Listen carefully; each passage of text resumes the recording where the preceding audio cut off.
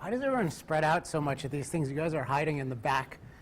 Oh, okay, so I'd actually never heard of this school before like a month ago. But already, I have to say, you guys have the best guest Wi-Fi I've ever encountered at any school. So there's actually a new, this is a tangent, but I'm infatuated by it.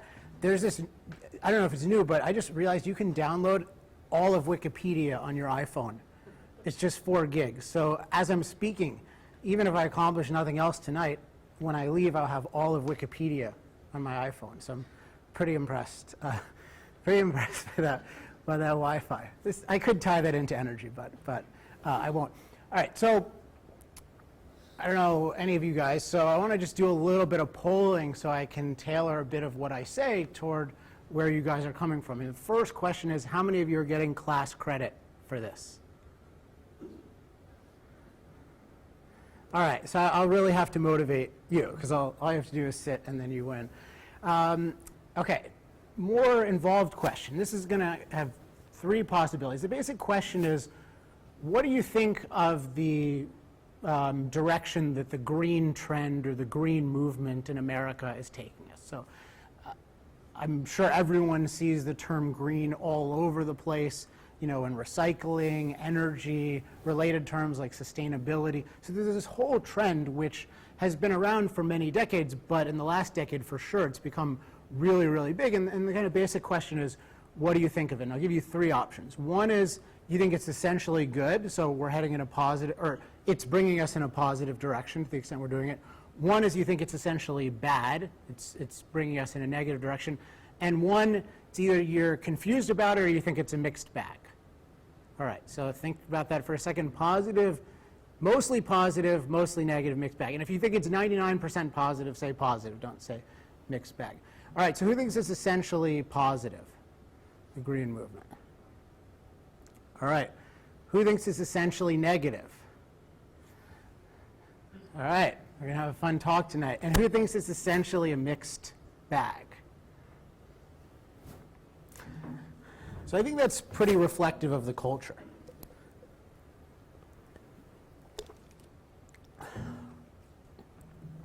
So my talk is titled "The Green Blackout." You might imagine from the title that I don't have a very favorable impression of at least the direction energy-wise that the green trend or the green movement is taking us. And yet, you know, I'm not a lunatic, I don't think. And so there's a question of why do I think this? Why am I pretty categorical about saying, I'm not saying even it's a mixed bag. I think in general, if we really understand what's going on with the green trend, which is going to be the subject I'm addressing tonight, it's overwhelmingly a bad thing for our country. Can you hear me back there? Oh, you want me to use the mic? So you guys were just reading lips back there? This doesn't move, does it? Okay. I don't like standing still, but you guys are special. All right. How's that? Good? Okay. Fun times. So I want to tell you a little bit about how I came to this conclusion that the green movement is really bad for America, and particularly in the realm of energy, which is the realm that I focus on. But really the way I came to this conclusion was from my original background, which is in philosophy.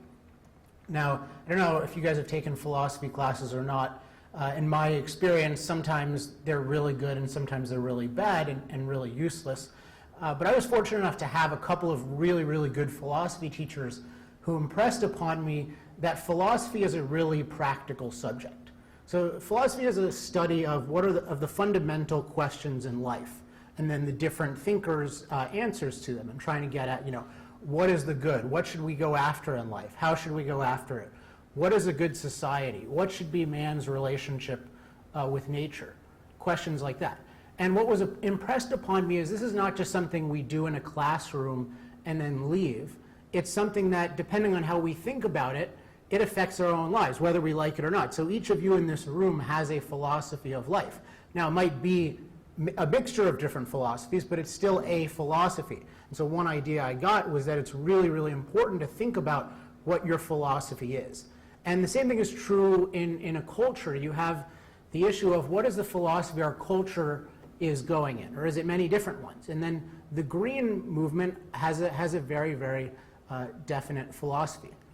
But before I go into the green thing, there's I think one fact about philosophy and culture that's really, really underrated and that we really need to know regardless of what the outcome on this particular issue is.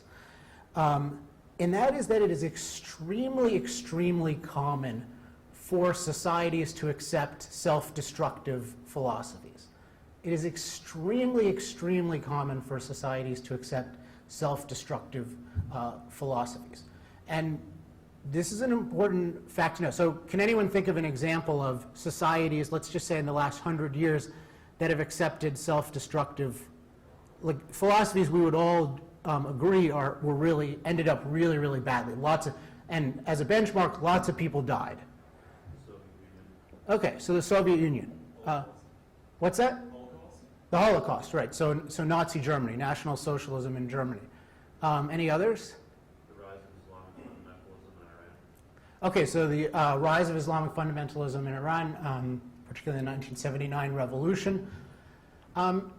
And I want to focus particularly on the Nazi and the Soviet communist example.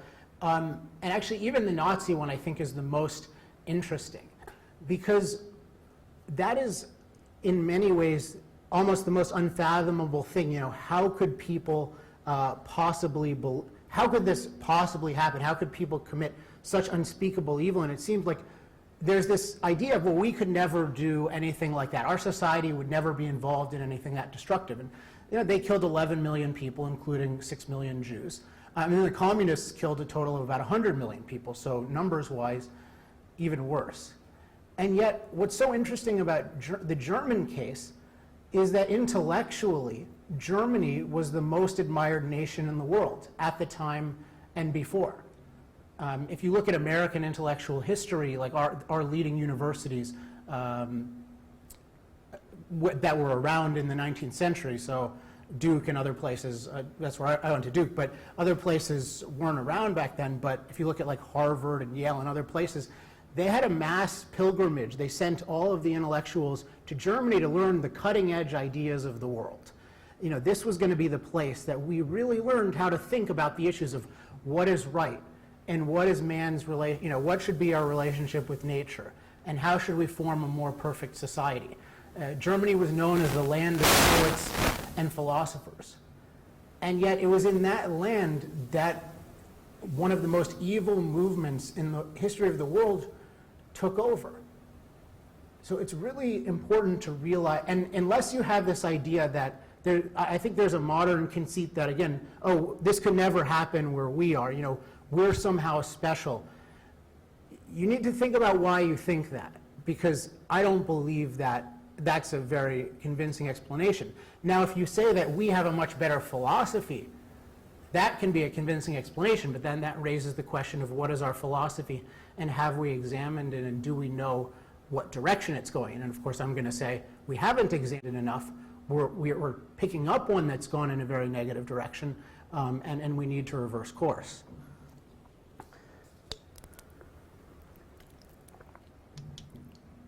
So I want to open it up for a second and ask, with either Nazism or communism, and particularly communism is more mixed, because in Nazism you have the Nazi Party, I believe it's in 1932, voted in by a plurality. So it has an overwhelming amount of popular support. It's not like Hitler is taking over in an incredibly forcible way against the will of just everyone, whereas in communism you've got a lot of just physical overthrows. But in some cases you have a more sort of democratically supported communism. In any case, where you have mass support for these incredibly self-destructive and other destructive movements, does anyone have any ideas of how that could happen? Like how that could happen in a place like Germany? First you and then you. Blonde hair. Okay, Hitler was a very good speaker. Okay. I'm going to give you my opinion in a second. You had one? Well, what they tend to arise in is places that are very, very, very poor.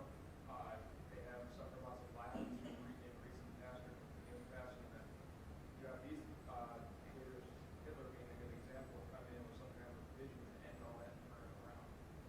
And a lot of those kinds of governments I've seen in history just tend to have a really good way of inspiring them at the very beginning. And popular support. Okay, so we have this interesting issue of, in many of these cases, it's a response to, at least in part, a set of problems. It's not as if Hitler takes over a paradise, right? He's taking over a place where a lot of things are going wrong, and that can be true in the case of communism. That's a really important point. And then there's also the charisma, which I want to address in a second. But does anyone else have any other ideas as to this question? Yes. Did he sort of take advantage of the wave of nationalism that popped up after Germany's defeat in World War I? Interesting. So the wave of nationalism. So what is nationalism now? National pride, feeling of national collective identity. Mm-hmm. But would you say nationalism is something that exists equally among all people in all places? Probably not. Yeah, so nationalism, it's a definite thing, but nationalism is itself a philosophy, or it's an outcome of philosophy. So particularly what's going on with nationalism and other things is that Germany, in the broadest sense, and this is true of the Soviets too, is a place of collectivism. So the dominant philosophy in Germany, the ones that Americans went to learn from directly or indirectly people like Karl Marx and George Friedrich Hegel and other thinkers, other prestigious thinkers in Germany, is the idea that what matters in life is not the individual, but the group.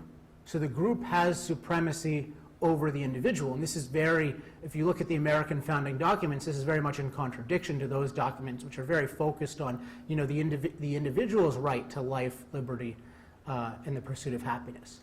So what's going on is that there is, that the people in Germany it's true that there were problems, and it's true that Hitler had charisma, and those factors matter, but they were only ripe for it because they had a certain philosophy. Hitler's philosophy was by putting the group over the individual, and in this particular case it was a more racist form of group, but in the communist version it was a more working class form of group. But in whatever case, we've got this big group, and if we focus on that over the individual, then that'll lead to, that's the ideal society. So the point is they had a certain collectivist philosophy.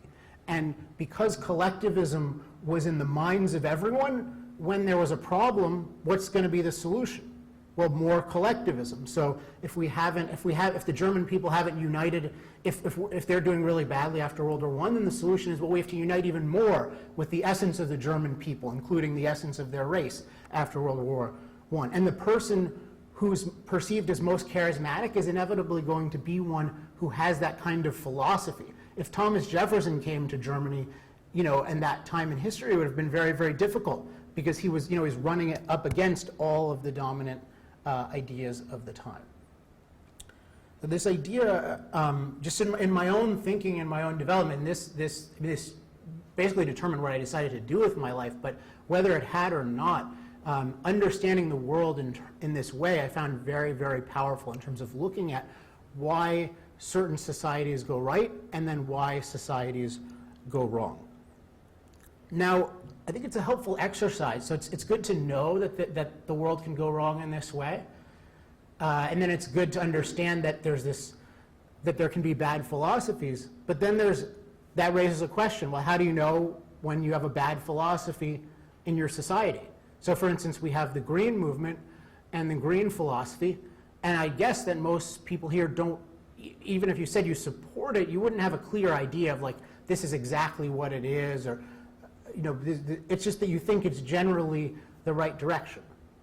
I think there's a really important question, given how high the stakes are. How do you judge if this is is this the right direction or the wrong direction?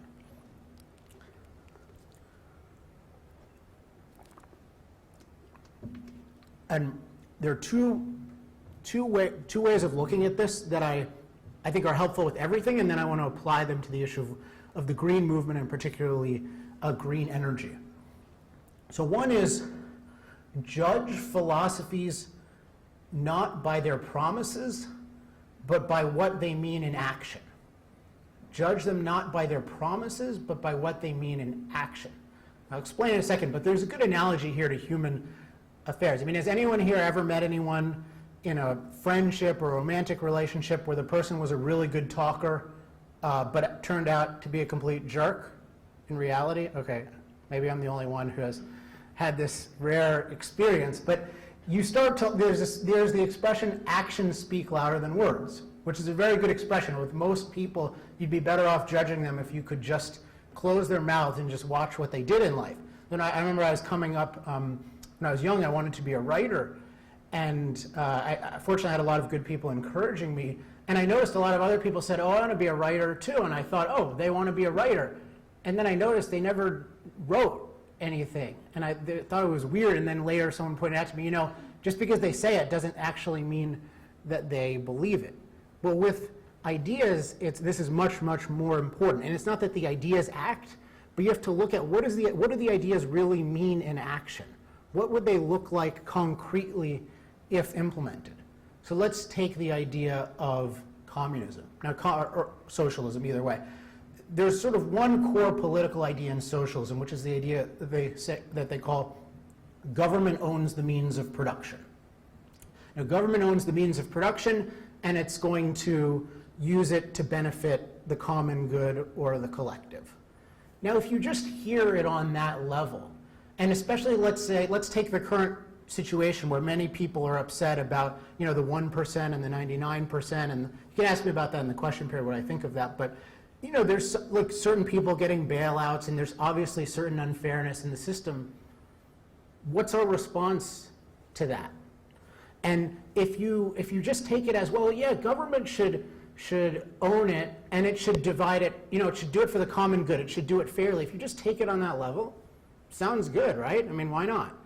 And then what'll happen is someone will say that, and then they'll say, and guess what? If we do this, what'll happen is great, because if the government acts for the common good, you know, then everyone will have what they need. It won't just be a few people.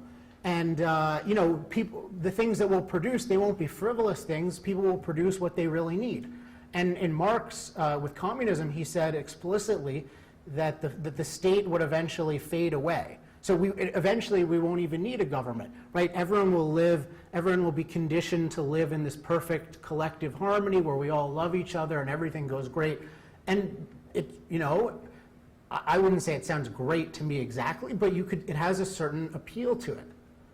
And if you just take in ideas that way, if you just take them in as vague ideals and then abstract promises, you can buy into anything. But if you think about what does this idea mean in action, you can get so far. It's amazing how much you can figure out. So if you have the idea of government owns means of production, there's no private property. Well, think about what that means in practice. So imagine imagine you've worked your whole life. I mean, this is a true example I'm thinking of from the father of one of my heroes back in Soviet Russia. You know, you run a store, you know, a small store, and you've worked your whole life for it. Well, what does it mean if government owns it? It means that the government is going to physically take it away from you. And what if you resist? Well, it means if the government owns it, the government has to force you. So that means a certain number of people who try to keep what they have are going to be, you know, thrown in jail, killed, etc. And then let's say you want to do something, you know, you want to do something that the government doesn't approve of, the government doesn't think is in the common good. Well, again, in reality, this idea, if it's really the government, if all property belongs to the government, if the government controls the economy, government is not a debating society. The reason the government is because it has force, which is a very important thing for it to have, because we need things like a military and police, etc. But if we apply that to private property and like just the running of your life, when you say, well, the government is going to take care of this, it means the government is going to force this. And what happened in practice with communism is basically every time individuals went against what the people who ran, and the government is not this abstract thing, it's particular people. So every time people went against what the government said, they got thrown in jail or they got killed. Or they weren't even allowed to, in some cases like with agriculture, some people wanted to plant according to the laws of genetics, and there was a guy named Lysenko in Soviet Russia who disagreed with the laws of genetics, and he had political power, so they just had mass famine, and millions and millions of people died. The point of that, though, is just that if you actually look at if you think about what an idea means in action, then you can really understand it, then you can be protected against it. But if you just listen, the promises are almost completely worthless. I mean, you don't need the promises. If you really understand what it means in action, then you can see what kind of society will flow from it. But if you just look at the promises, you're just going to get duped over and over and over.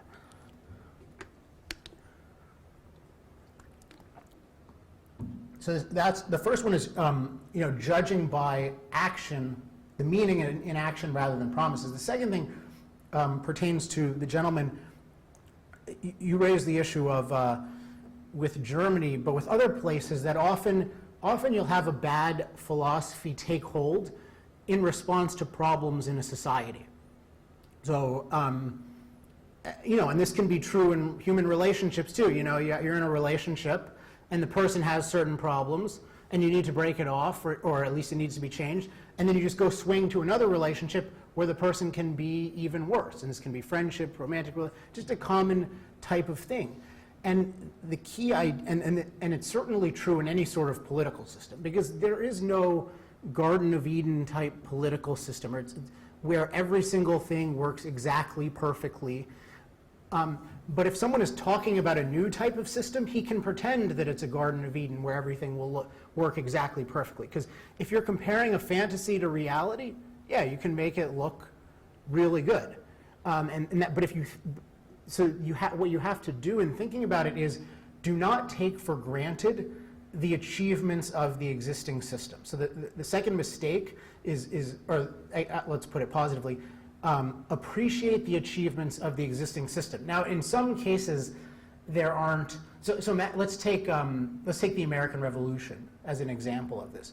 Now, this was a revolution against England, and Great Britain was doing many wrong things to the colonists. But the colonists didn't just throw out as worthless everything that England had ever done. In fact, we imported many traditions from England because the founding fathers recognized, look, there's a lot of good things about the current system, but the nature of the laws and certain other things, and there's a lot of knowledge there. But then there's a lot of really bad stuff too, namely the fact that we're in effect slaves to the king, whether he says it or not. So let's get rid of the slavery for the king part, but let's remember the truths that we've learned from the past.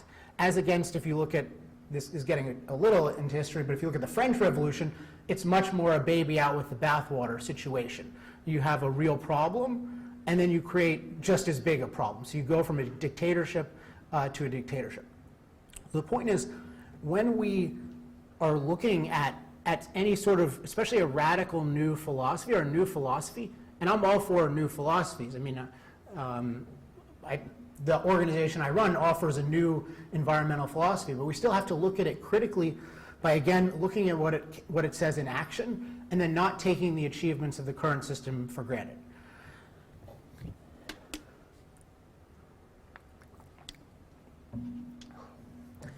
And with that, we can go to green energy. Now, did everyone get a handout?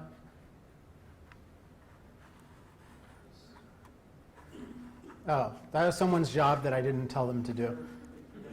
Can you just pass out as many as you can get? You don't strictly need it, but it's helpful. It'll be good to have as a reference, because it's a speech by someone who disagrees with me, so I just want you to have it so you can see it, that I'm citing it accurately. It's by Al Gore. But what I want to do is, so this is kind of, that was a long intro, but I wanted to get you how I come to look at this, because it's how I came to this conclusion. When I really started studying energy, which again wasn't what I studied in school, but later became my expertise, what I noticed was people were making both of these mistakes big time with energy. So for one, they were completely taking for granted the achievements of the existing forms of energy, and two, they weren't really taking seriously what the whole green energy thing meant in action. It was much more promises and stuff like that. So let me quickly deal with the taking for granted thing. Energy is basically, you cannot overrate the value of energy in your life.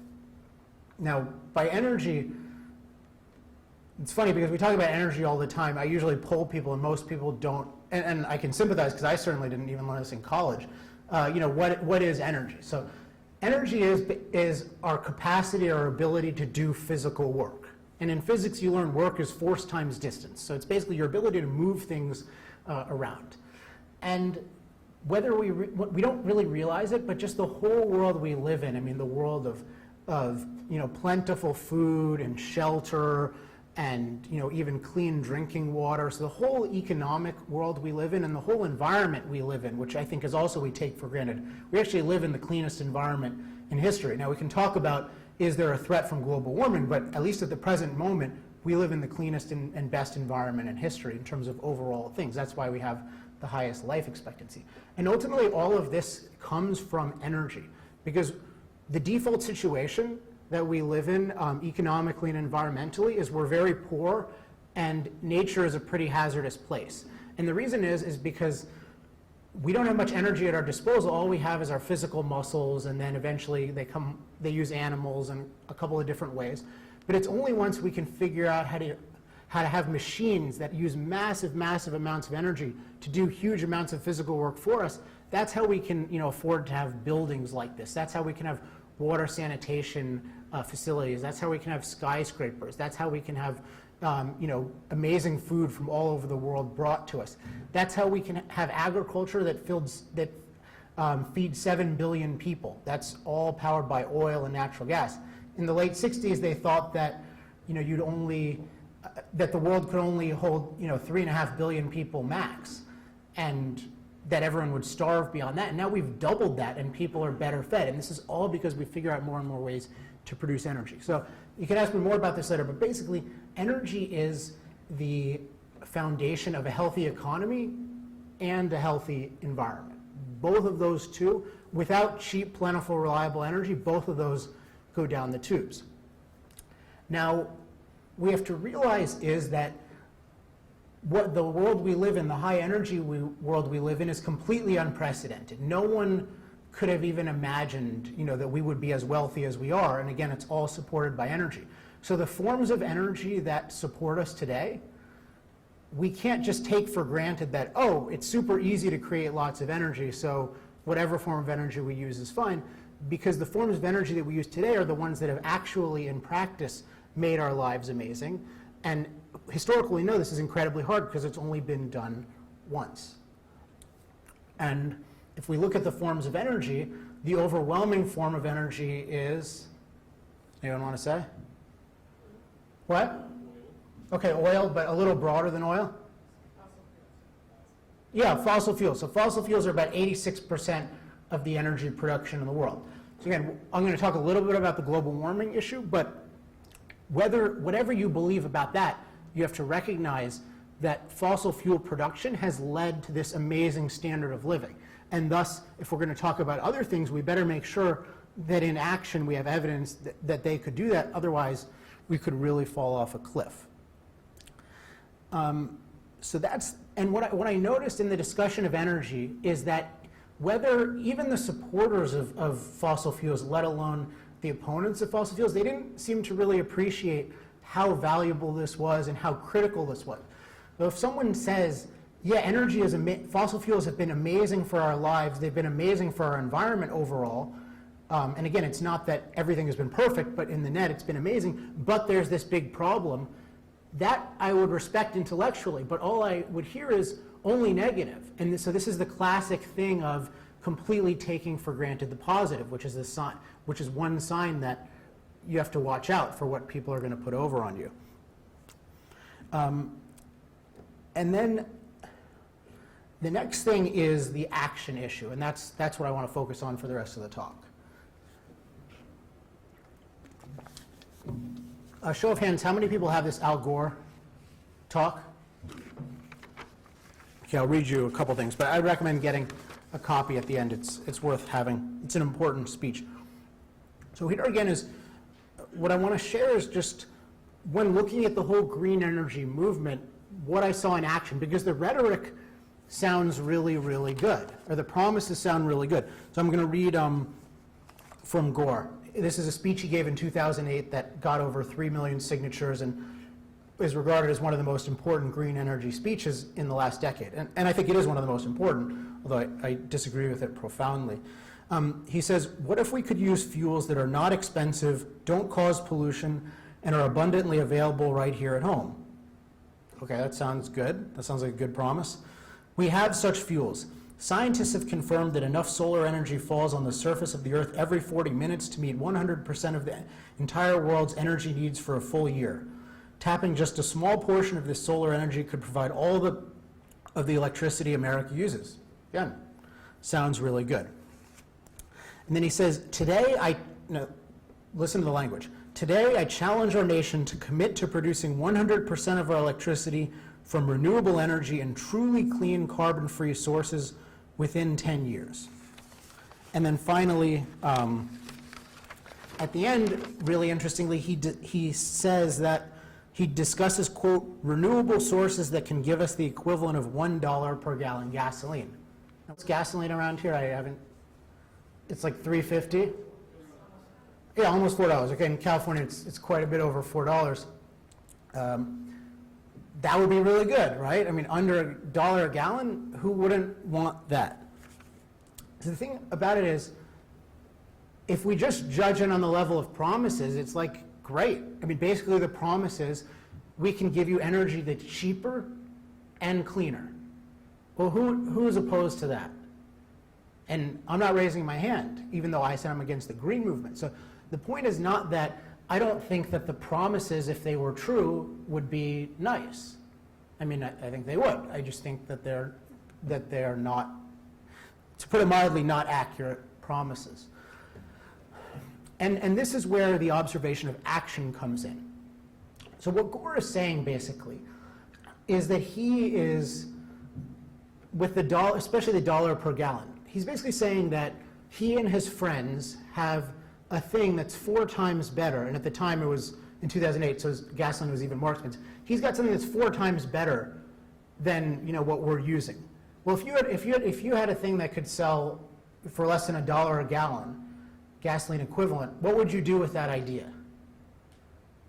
Yeah, someone says, you know, you'd make money with it. Yeah, that's what you do. So Steve Jobs and Apple have the idea for the iPhone, they go out and put it on the market. Gore says, I have the idea for the iPhone. So the first observation I make is, they say that they have this superior technology, but if you look at his speech, he said he's challenging America to commit to 100% of the type of energy he supports. And I'll get to what that is in a second. But it's definitely not fossil fuels and definitely not nuclear. He wants to, him challenging the government, again, the government is force. So in action, what this means is, in 10 years, the government would ban all of the competition. So if you have a natural gas plant, shut it down. If you have a coal plant, shut it down. He is not clear about oil. Oil is more transportation fuel, not electricity. He wants to shut that down, but he doesn't say the date. But anyway, so every gas plant you shut down, every coal plant you shut down, every nuclear plant you shut down. That's very, very dramatic. And it seems completely bizarre if he actually has this better technology. So the observation is that despite their promises, they're not willing to outcompete existing technologies. They seek to ban them. And this is, Gore is a bit extreme in this, in that he has this exact timetable. But if you look at, say, the dominant thing that President Obama wants is an 80% ban, which he'll call a cap, but it's the same thing, a ban on fossil fuels by the year 2050. So again, the idea is, if these were so good, then why wouldn't you just sell them on a market like anything else? So the idea is, A, they're not probably as good as we think, and then B, this could be setting us up for something really dangerous, because we could be making this mistake of taking something for granted and then banning it and then really being left in a bad situation. So observation number 1 is, instead of outcompeting, they're trying to ban. Now, observation number 2 pertains to what are the sources that they support. And the main ones that Gore supports and that others support are solar and wind. He mentioned something called geothermal, which you can ask about. It's not as popular for various reasons. It involves very, very deep drilling, and I think if it was actually done, Gore would be against it because it involves, again, drilling very, very deeply, which environmentalists don't typically like. But in any case, solar and wind, we all know, those are the main green technologies. Okay, so we've got that they're banning them. Well, is it that they're just a little bit off? Are they just a smidgen, off from being practical? Like what if we look at the evidence of the things that they want to force on us, how inferior are they?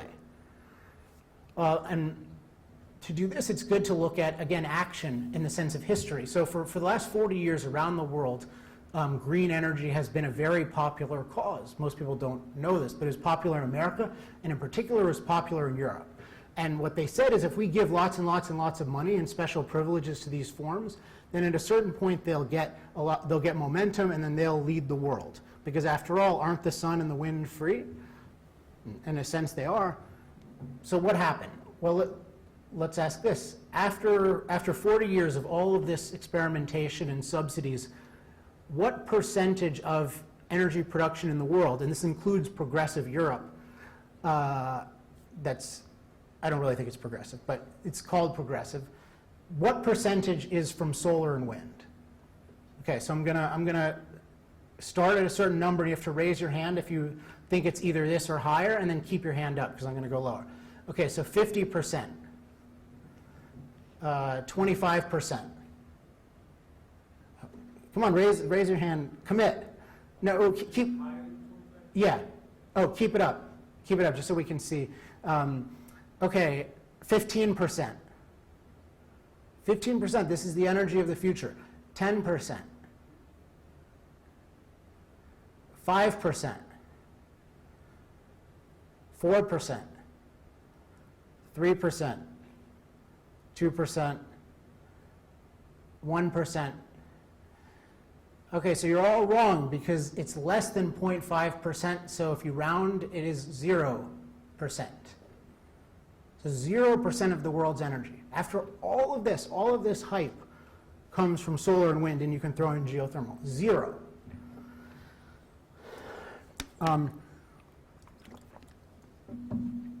Now you might say, well, what about the more progressive places? Well, as I indicated, if the progressive places were really progressive, then the stuff would have taken off around the world. So if we look at what has happened in the countries that have most done this, so if we take, say, Spain. Spain talked a lot about green jobs and having a green economy. Does anyone know how well economically Spain is doing right now? Their unemployment number is somewhere around like 24%. Yeah, they have astronomical unemployment. Estimates of the cost of their green jobs are $270,000 to $750,000 a quote job. But the reason is because the energy forms are much more expensive, so their cost of energy for industry went up double. So if you double your energy cost, that is a really, really crippling thing for your economy. You take Great Britain, there's a recent study that said that 25% of Britons now are in what's called fuel poverty, which means that a large percentage of their income goes to just heating their home and electricity. And the reason is they had this enormous quote investment in wind power, and it just costs huge, huge amounts of money. And then there's Germany, which I think is the best example, because Germany is the best industrial power in Europe. It has a really amazing industrial heritage, so if any place could make this stuff work, it would be here. And yet they've just almost bankrupted themselves on solar. Solar was so expensive, they had to pay people, they basically had to pay anyone who would produce solar electricity 8 times the market rate. So they had to make electricity 8 times as expensive or buy it at that. And so after about $100 billion, they're getting poor and they have to shut it down. Now technically, I can give you the technical reason for this, but the real point is you don't even need to know, as a citizen, you don't even need to know why it's so expensive. You just need to see how does it actually compete, how does it actually work in practice. The reason it's so expensive, to be quick about it, is there are 2 problems that these forms of energies have always suffered from. And until someone solves them in a major, dramatically different way, then they'll just always be super expensive and mostly useless. And one is called the diluteness problem, which is just that the concentration of solar energy that we can get or wind energy that we can get is very diluted as compared to, say, the energy in a barrel of oil or a block of uranium is extremely concentrated. So you need huge facilities, huge amounts of land to harness it.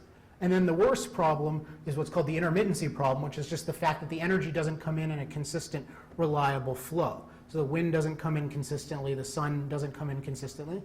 And as a result of that, what happens? Well, you need some way of making it more consistent.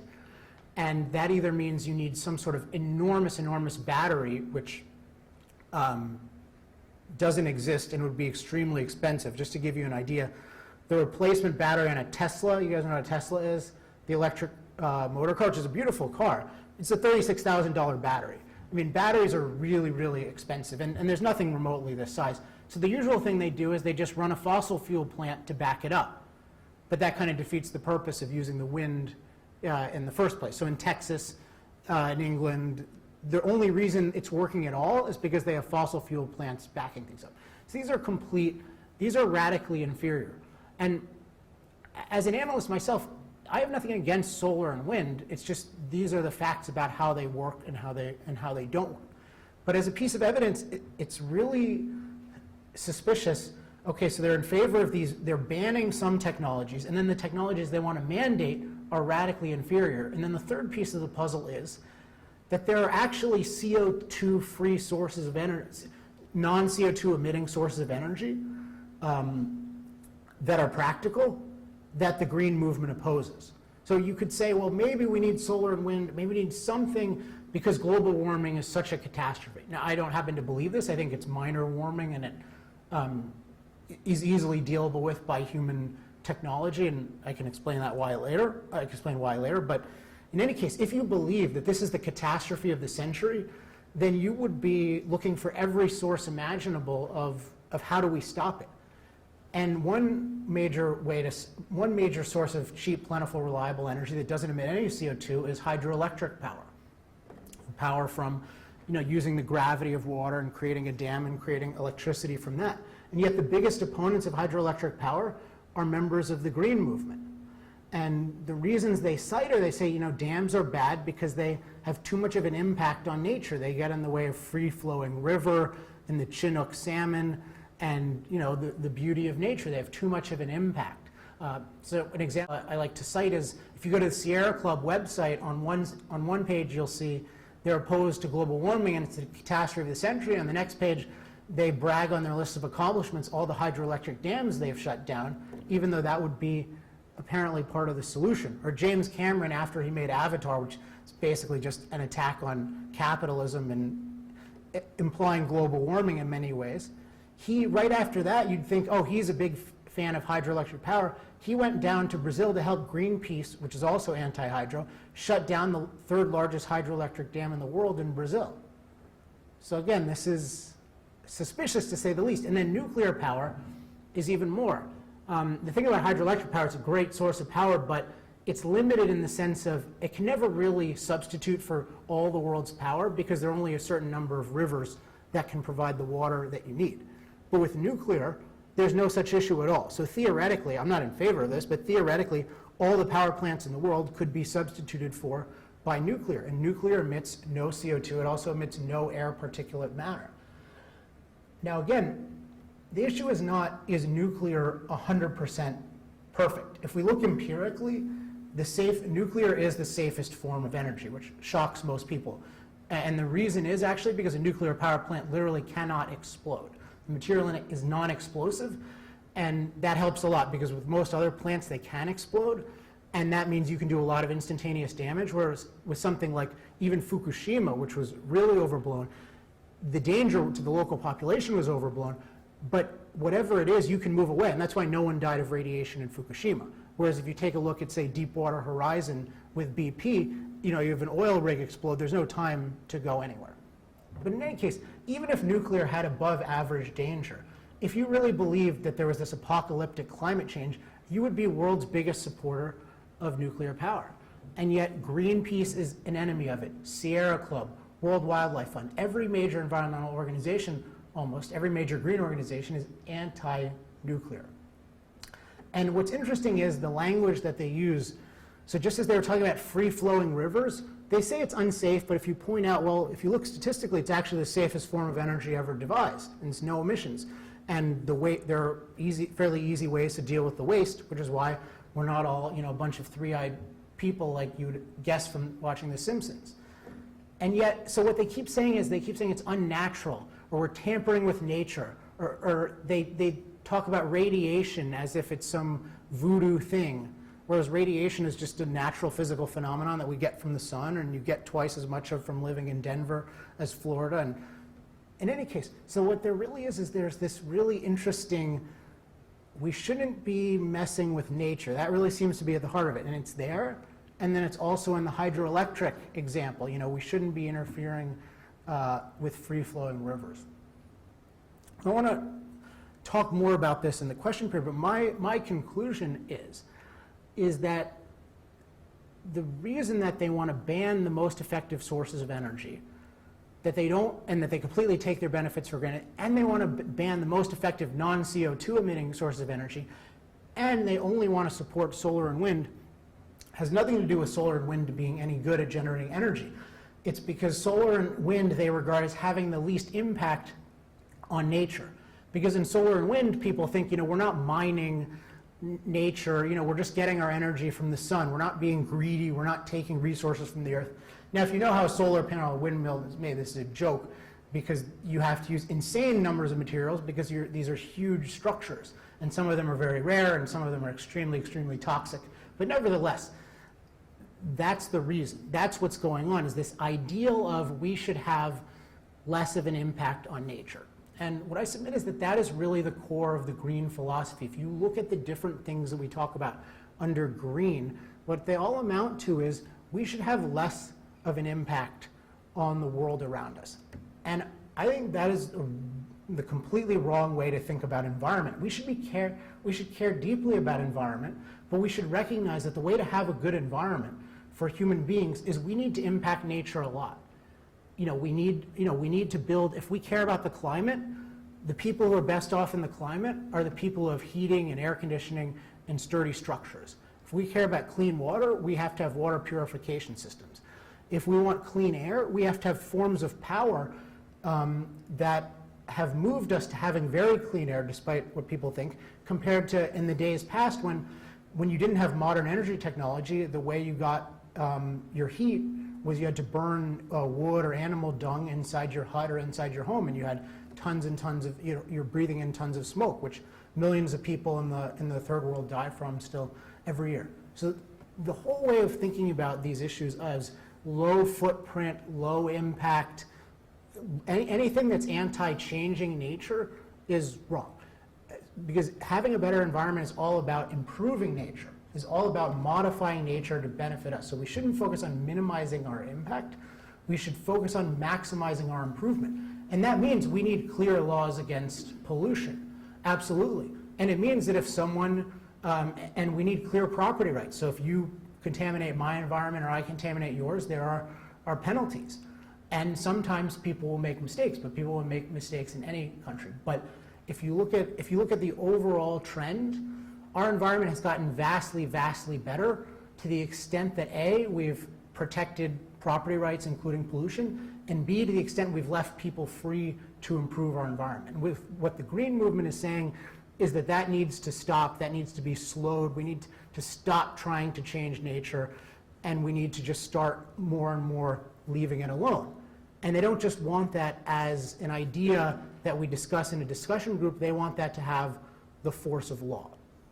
And so what I submit is the whole green movement, if you care about our environment, might not make you popular, but you should dissociate yourself from the green movement, because it is a coercive movement that is actually bad, not only for our economy, but for our environment. And it has all the characteristics of the sorts of bad ideas that I talked about. And we should, I hope you'll at least investigate the movement I'm in, the industrial progress movement, which is all about how to get a better environment by improving it, and energy and technology are our friends. And with that, very eager to see what people's questions are.